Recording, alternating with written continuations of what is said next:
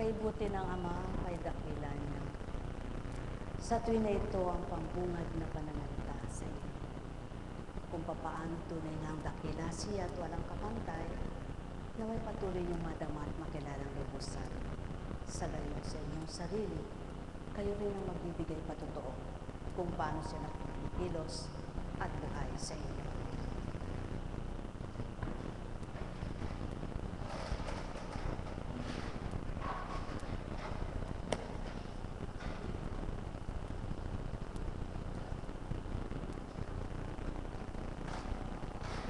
Kapag lahat ng ginawa mo, inilagak mo sa Ama,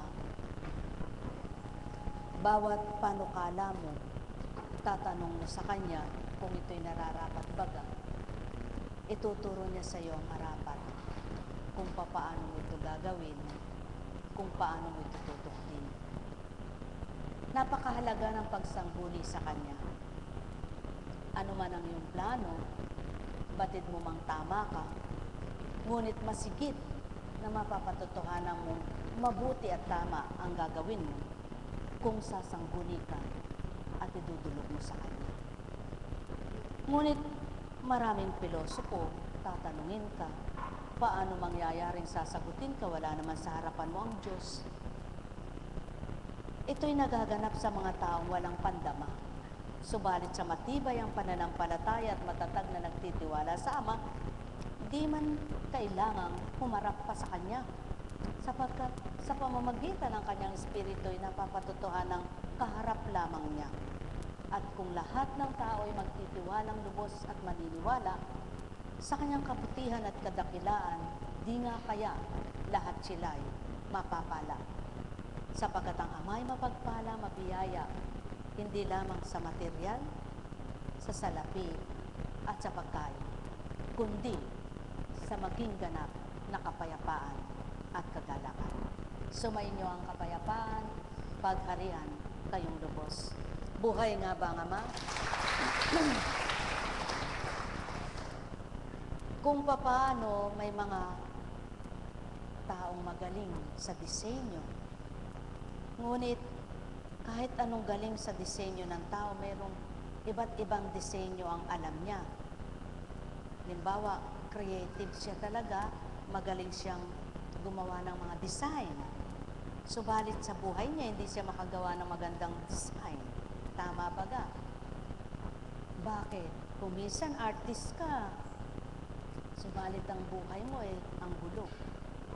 Tama ba ga? Buhay ba ang Ama? Subalit ang Ama, lahat kaya niyang ibigay sa iyo yung maganda para sa buhay mo. Buhay nga ba ang Ama? Mayroon namang taong sa sobrang linis, talagang napakalinis. Ngunit sa sarili niyang kaluluwa, hindi siya malinis. Buhay ba ang Ama? Sapagkat ang alam niya lang linisin yung mga nakikita niya. Ngunit ang kaluluwa niya na hindi niya nakikita ay hindi niya kayang linisin. Mga minamahal, ang Ama ay kumpletong magbigay. Kaya kanyang linisan ang budhi, ang isip mo at diwa, ang buo mong pagkatao. Sapagkat kung siya ang nananahan sa iyo, gagawin kanyang taong malinis. Malinis sa lahat. Malinis sa iyong katawan, malinis sa iyong pamumuhay, malinis sa iyong tahanan, malinis sa iyong kapaligiran, malinis sa iyong kasuotan. Kaya't ang taong nasa Kanya, tuturuan niya ng lahat. Sapagkat ikaw mismo, nililinis mo yung kaluluwa mo, malumi ba ang iyong katawan?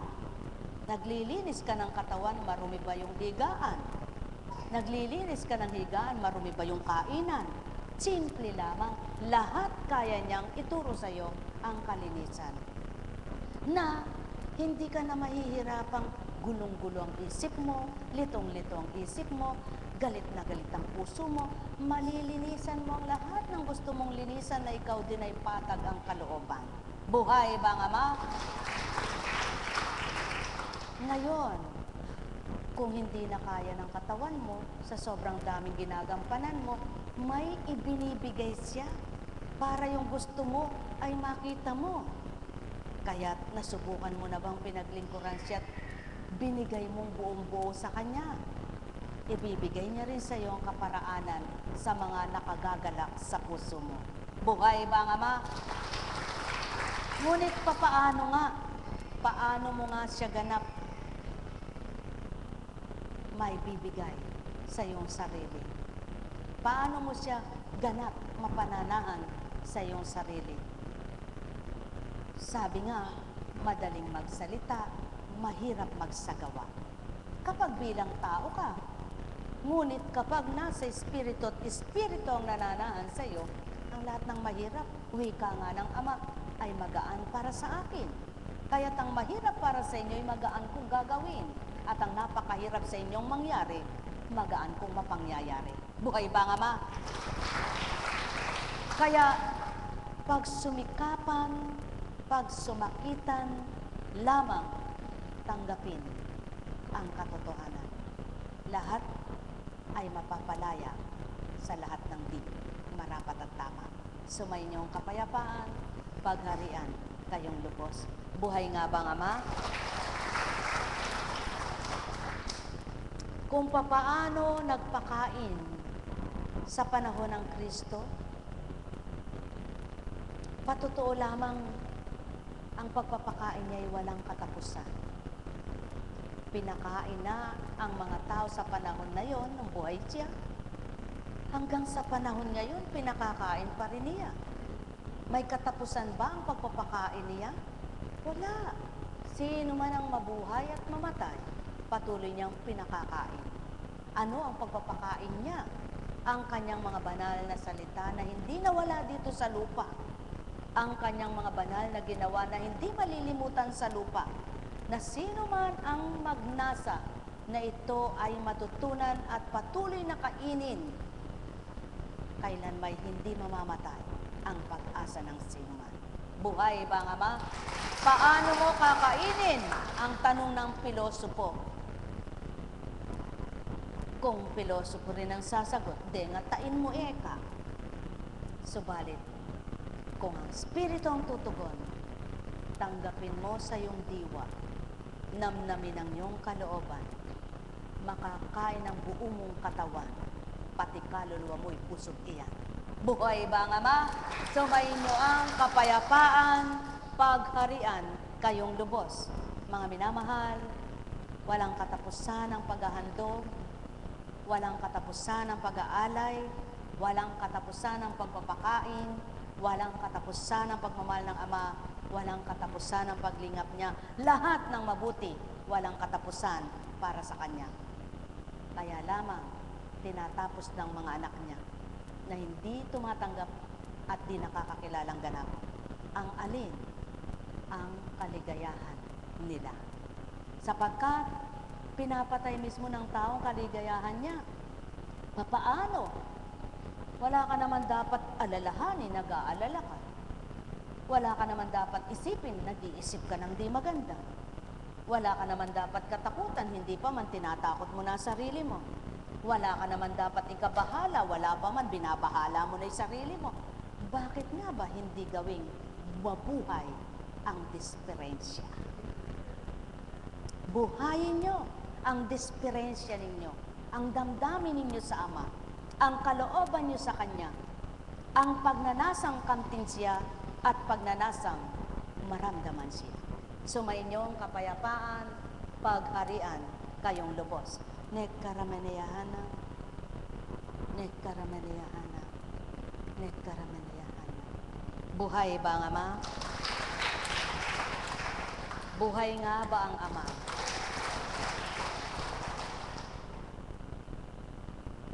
Isang araw, ako po ang nagpaligo sa aking apo, yung babae. Nang mapaliguan ko na siya, suklayin ko. Doon ko nakita ang diferensya. Diferensya, hindi disperensya naman. Diferensya. Habang sinusuklayan ko siya, nagkakabuhol-buhol. Ang tanong ko sa Espiritu, ba't po kaya nagkakabumbol? Sapagkat eka yung mga nalalagas doon lumalabas dito. Kaya hindi eka, madiretso. Naglalagas pala kakumbong na ako.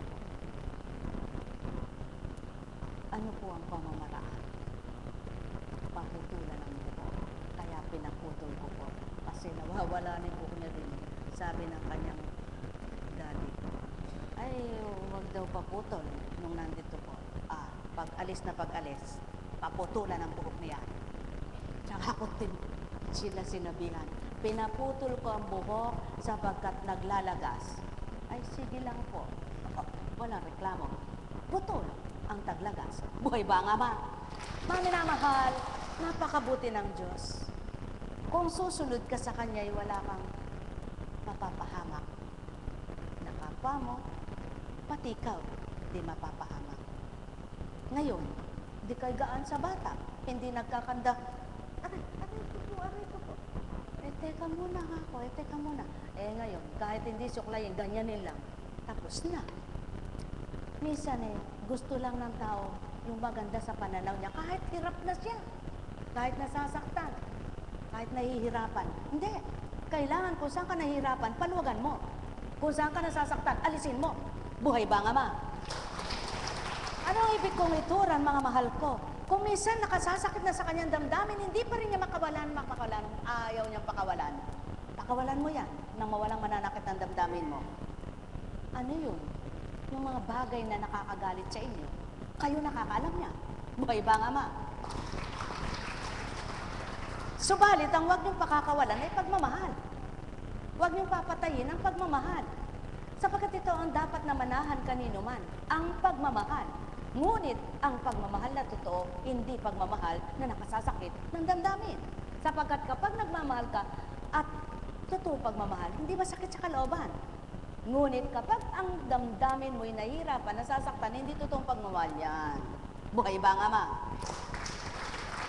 Kaya mga mahal, dito napapatotohanan ang pagmamahal ng Ama'y walang sakit, walang pasakit, walang dusa, walang pait. Sapagkat siyang nagbibigay ng pagkaluwag ng damdamin, ng ikaluluwag ng kalooban, ng ikasisya ng kalooban. Kaya't mahalin mo siya at madarama mo ang kaluwagan sa iyong katauhan. Buhay ba ang Ama? Mga minamahal, sumainyo ang kapayapaan. Isang pagkakataon ang binibigay ng Ama kung papaano kaganap liligaya. Huwag mo nang palalagpasin pa. Yaong patuloy kanyang inaaralan at pinapaalalahanan. Sapagkat kapag nawala na yung pagpapaalala niya sa iyo, pangangaral niya sa iyo, ibig sabihin humanda ka na. Ganon din ang anak, di ba? Pag nanahimik ang isang ina o isang ama, humanda ka, may palo ka. Buhay ba ang Ama? Kaya ibig sabihin, ang pagtutuwid ay pagmamahal, ang pangangaral ay pag-ibig. Sapagkat kung hindi ka tinutuwid, walang malasakit. Ngunit dahil tinutuwid ka, pagmamalasakit sa iyo'y walang maliw. Yaan ang Ama. Walang hangganan, walang katapusan ang kanyang pagtutuwid sa kanyang mga anak. At hindi naman niya sinasabi yung kanyang kabutihan, kundi ang kanyang kamalian. Kaya't ang taong hindi maramdamin kapag tinutuwid, nasisiyahan ng kalooban. Buhay ba ang Ama? Sa inyong lahat, sumainyo ang kapayapaan. Katulad ni Herodes, nakinig ba siya sa payo, sa paalala?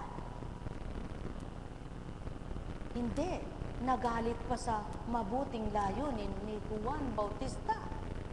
Nagalit pa sa mithiin na maganda ni Juan Bautista sapagkat nandoon siya sa kalooban niyang mahigpit na pagnanasa ng laman.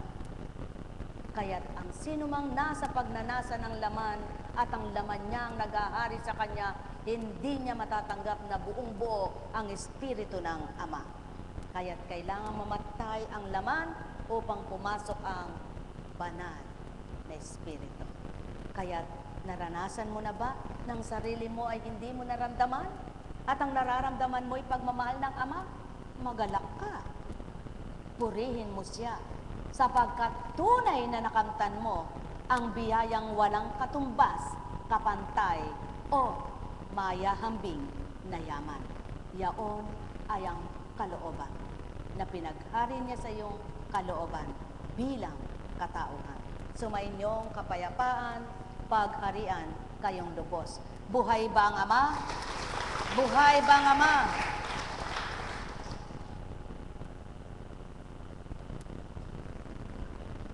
Naranasan mo na bang naghanda na bukal sa kalooban mo? At nang magpakain ka at nabusog ang mga bisita mo, siyang-siya ka, tuwang-tuwa ka.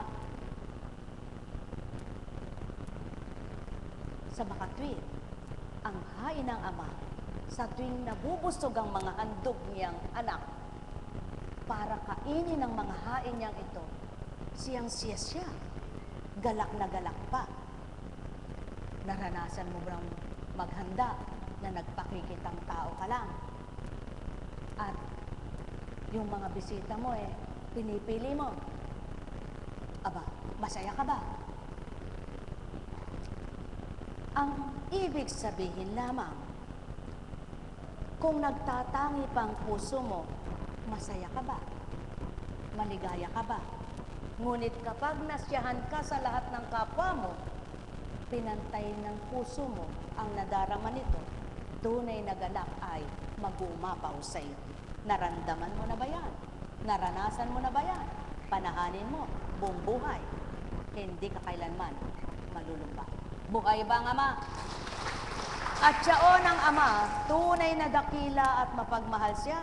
Kaya't ang sabi nga niya, tumalima ka sa akin at sumunod. Iwanan mo ang iyong sarili at akong sundin mo at bibigay ko ang marapat sa iyo. Hindi naman sinabi ng Ama, susunod ka sa akin, di ka nakakain kailanman.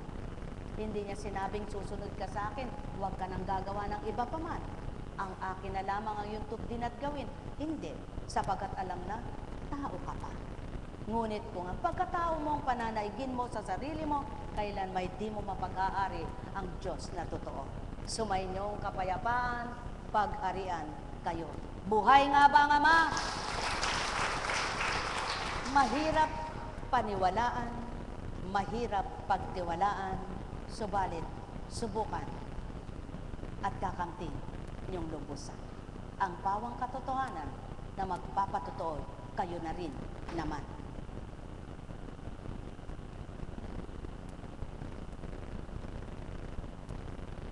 Kung babaybayin nyo ang mga ginawa ng mga apostol sa panahon nilang habang sila'y nabubuhay,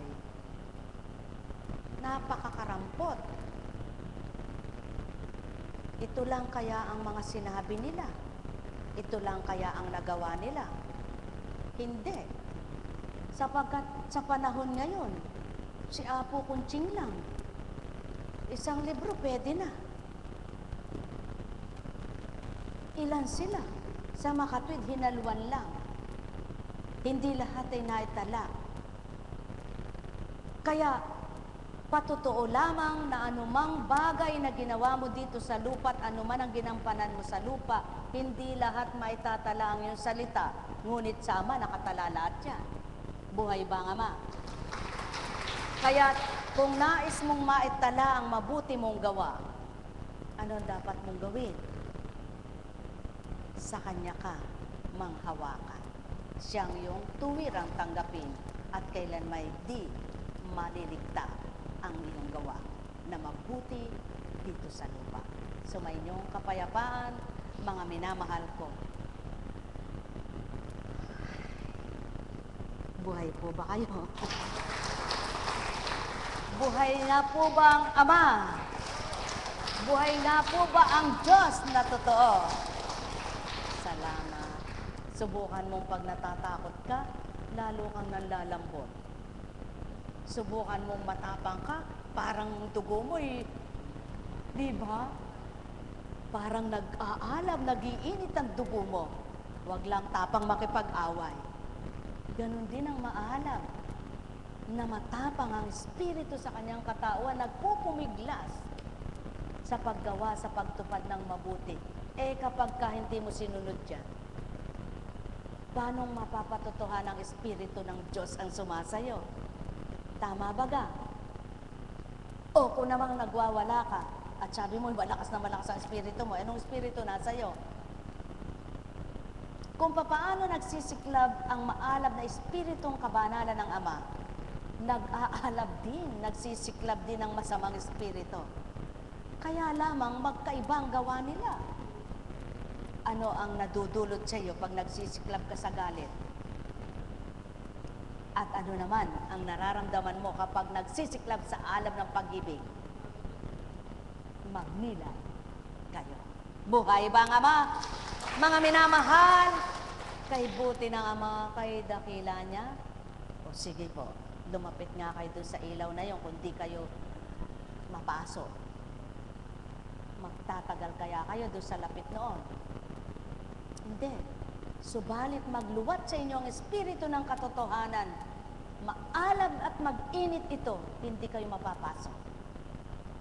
Sapagkat siya hindi mo nakikita. Sapagkat siya hindi mo hahawakan. Ikaw hawakan niya.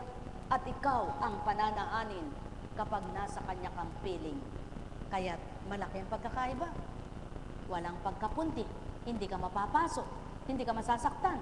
Hindi ka maglilintos ng balat. Kundi mapapayapa ka, giginhawa kalooban mo, mararamdaman mo'y iba, kaiba, hindi tulad ng nag-aalab na galit mo. Buhay ba ang Ama? Kaya sa inyong lahat, sumainyo ang kapayapaan. Bukas, magsimba kayo. Kung gusto ninyong madagdagan pa. Alam niyo po, haba palang hinahanap mo yung karunungan ng Diyos, lalo palang nararagdagan ng iyong kaalaman. Subalit kapag may natutunan ka na at sinarado mo na, tapos na, alam ko na kaya, alam ko na yan. Nako, baka yung alam mo na yun, di mo alam, namamatay pa sa'yo. Totoo po, hindi ko kayo binibiro. Wala naman pong makapagtitibay kung hindi magsusumikap. Walang pinagkaiba, halimbawa ay nag-aalaga ka ng baboy, ano? Gusto mo yung baboy mo ay mabuhay, lumaki, maging maganda, malusog, at pag ibinenta mo ay kumita ka, tamad mo naman siyang pakainin, tinitipid mo naman siya sa pagkain. Lalaki ba yan? Pag nabansot, tsaka ka nagre-reklamo, bateka, hindi ako kumita. Kayo rin, pag nabansot ang pananampalataya nyo, ibig sabihin kulang sa pagkain. Buhay ba ang Ama? Kapag hindi lumago, lumaki ang inyong kita, ibig sabihin, kulang din kayo sa pagsuporta. Ang Ama ay eto lang, walang pagitan ng kaloob niya, walang hadlang, diretso lang. Ang tao ang humahadlang, ang tao ang may pagitan. Diretso mo lang. Tingnan mo kung hindi mo makita ang katotohanan na ang mga sinasabi sa banal na aklat na ito ay pawang magaganap sa buhay mo. Buhay ba ang Ama? Kaya sa inyong lahat, mga minamahal, sumainyo ang kapayapaan. Huwag namang matulad sa asong bakuran, kahit saan ay nanginginain yan ang inyong pananampalataya. Isa lang ang Diyos, Ama. Siya lamang ang tanggapin nyo at kilalanin, huwag na kayong maging Diyos pa ng iba at wala kayong Diyosin na iba. Siya lamang mabubusog, niya kayo. Siya lamang mapapakain, niya kayo. Siya lamang mapapaligaya, niya kayo. Siya lamang mabubuhay kayong totoo. Iisa lamang ang nagbigay buhay, nagbigay ng kalahat-lahatan ng pawang kabutihan. Diyos, Amang walang hanggan, tanggapin mo at itutuwid, itatama ang iyong buhay. Sumainyong kapayapaan, pagharian kayo. Iba't iba man ang pananaw at pananampalataya ng tao, kung sa iisang Diyos na totoo'y tumanggap ang bawat isa, isa pa ring tuntunin at kalooban ng Ama ang gagawin at tutupting daramhin. Doon sa puso ng tao'y mananahan, isa pa ring kagalakan ang kakamtin ng lahat ng tao dito sa sanlibutan. Sumainyo ang paghahari mula ulo hanggang talampakan, manot hanggang buong kalamnan, at maramdaman nyo ang Diyos na walang mali. Pagpalain kayo. Pagpapalay marami. Buhay ba ang Ama?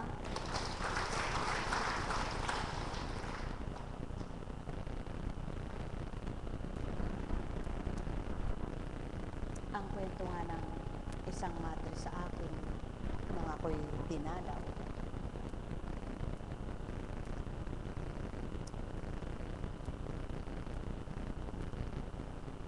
Kwento niya yun. Si Santa, nawala po sa loob. Bakit nga po ba kaako iyon? Kapag meron kang sinasabi ang Espiritu, sulat siya ng sulat, yung kanyang sekretary, sulat ng sulat. Pero siya po, niano yung letra, hindi niya alam basahin.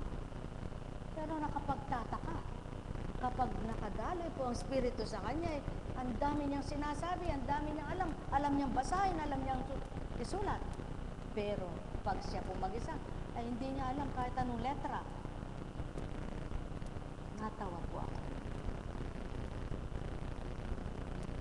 Ba't niya po sinabi? Sabi ko sa kanya, mapalad ka, sister. Ikaw ay nag-aral at ngayon ay nagtuturo ka. Ako'y wala. Hindi po ka. Tapos may sinabi siya. Pagka, hindi ko na pwede sabihin yun kasi para sa akin yun. Para nang pinagmamagaling ko yun. Hanggang sa dumating po yung nakumusta ko yung kanyang pamangkin. Hanggang ngayon po nakahiga na lang, wala na po siyang malay, hindi po. Kumbaga talagang comatose po Ay, kasi sister, sabi ko sa'yo kung ano yung kalooban ng Ama, hilingin na lang natin sa kanya noon. Sabi mo, gusto mo pang mabuhay. O mano, mali ba yung hiniling ko? Sabi niya. Siguro ka ako, darating na rin yung takda ng kanyang paglaya. Naawa nga po ako sa kapatid ko kasi siya rin may sakit na ngayon. Sa kakabantay, sa kakaan. Alam niyo po, tinanong ko sa Panginoon, bakit po ba nagaganap kuminsan sa buhay ng tao yung habol ng habol sa buhay, nakahiga na lang, nakaratay, hindi pa mapatid-patid ang buhay.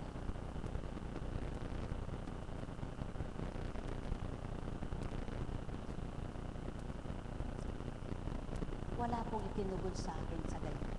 Ang itinugol sa akin ang lahat ng sumasa akin, pumapanaw ng walang sakit at dusang nararamdaman sa katawan. Kala niyo po ba ang Panginoon ay nasaktan yung pagkakatawang tao niya? Kung siya ay tunay na sakit ay nararamdaman niya, hindi, baka dito pa lang hanggang doon sa sobrang latay na at sa sobrang pagdurugo, hindi na siya makausad hanggang doon. Yaw ng patotoo na kayana niya, puspos siya ng Espiritu. Ang katawan niya, hindi niya nararamdaman yung hirap na yun. Kaya, ganun lang po siya. Ang Espiritu ang nagbigay lakas at kakayahan sa kanya. Kaya kung malakas ang Espiritu ng tao, tunay nga po, maniwala kayo, Ang sabi nga ni San Pablo, walang baling may karamdaman siya at kapansanan sa katawan. Kung ang espiritu naman niya ay malakas, nababaliwala po yun. Sapagkat ang espiritu ng katawan niya, ang espiritu nakaugnay sa kanya, yun ang nagbibigay sigla at lakas. Nagbibigay kapayapaan, nagbibigay kasiyahan at kagalakan. Kaya kung tatanggapin lang ng lahat ng tao, madalas ibigay ang halimbawa. Halimbawa bilang Apo Kunching. Buhay na patotoo sa tuwina sila. Sasabihin, paano nakakaya? Kayon, umaga, namamaga. Kaya mo nga nakakaya. May nagpapakaya sa'yo. Hindi mo nga nararamdaman yung sakit.